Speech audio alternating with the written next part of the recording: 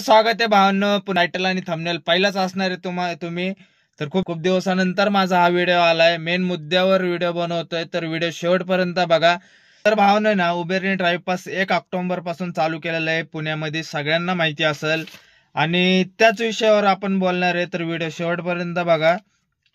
या व्हिडिओमध्ये माझा अनुभव सांगतोय तुम्हाला. मी 72 तासाचा पण प्लॅन यूज केलेला आहे आणि 24 तासाचा पण यूज केलेला आहे, तेही नाईटच मारतोय. आत्ता वाजलेत 4 वाजलेत, आत्ता व्हिडिओ बनवतोय सकाळचे. नाईट मारून घरी आलोय, पार्किंग मध्ये बसून व्हिडिओ बनवतोय.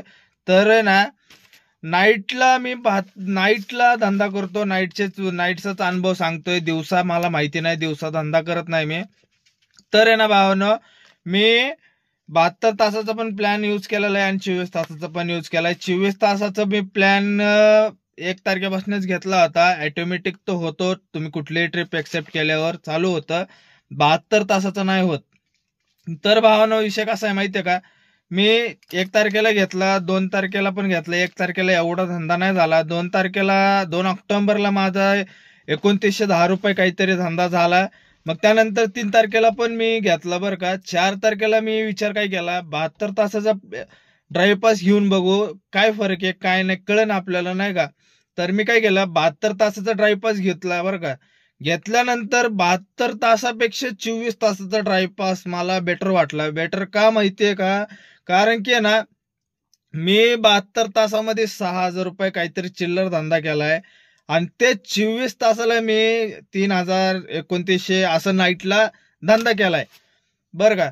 तुम्ही स्क्रीनशॉट बघू शकता भावांनो, साईडला स्क्रीनशॉट आहे. एवढा काय फरक जाणवला नाही मला त्या गोष्टीमध्ये. मला काय वाटलं, 72 तासाचं घेतल्यावर आपण जास्त उबेरवाले आपल्याला जास्त ट्रिपा देतील, म्हणून मी 72 तासाचा ड्राईव्ह पास घेतला भावांनो. तर आहे ना, 24 तासात आणि 72 तासात काही फरक नाहीये. तुम्ही 24 तासाचाच घ्या. 72 आणि 24 तासामध्ये एकच फरक आहे भावांनो, की आहे ना, तारखेचा जो घेतला होता ड्राईव्ह पास मी, तर 8 तारखेला संपला. 5 6 7 8 तासाला 4 दिवसात माझे किती रुपये गेले, 350 रुपयाचं उबेरचं ड्राईव्ह पास मी घेतला भावांनो 72 तासाचा. आणि 24 तासाला काहीतरी जीएसटी धरून 150 रुपये, 140 रुपये समथिंग, 150 धरा. तर असा तो विषय. एवढाच त्यात फरक आहे पैशामध्ये. बाकी ट्रिपा कंटिन्यू काही लोकांना देत नाही, काही लोकांना देतं. मी लोकल मध्ये उबेर कंटिन्यू मारतो, कारण की आत्ता 1 तारखेपासून कंटिन्यू मारतोय भावांनो मी, कारण की त्यांनी 0 कमिशन केलेलं आहे आणि 0 कमिशन मध्ये खूप फायदा आहे. जास्त करून मी प्रीमियरचे ट्रिपा मारतोय आणि तुम्ही माझ्या स्क्रीनशॉट बघू शकता शेजारी. कंटिन्यू चांगले ट्रिपा पडतात मला, कारण की कंटिन्यू मारतो.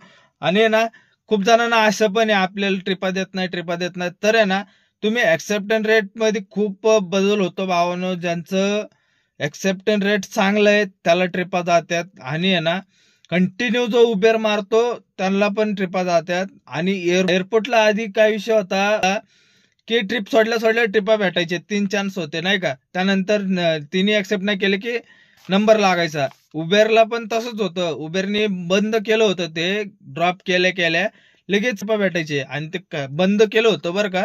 आत्ता चालू केलं 1 तारखेपासून. ड्रॉप केल्या तुम्हाला 3 ट्रिपा देतोय उबेर. ओला देत नाही, ओलाने बंद केलेलं आहे. ओलाने फक्त 05 नंबर असेल तरच ट्रिपा देतो, नाहीतर एअरपोर्टला ट्रिपा देत नाही.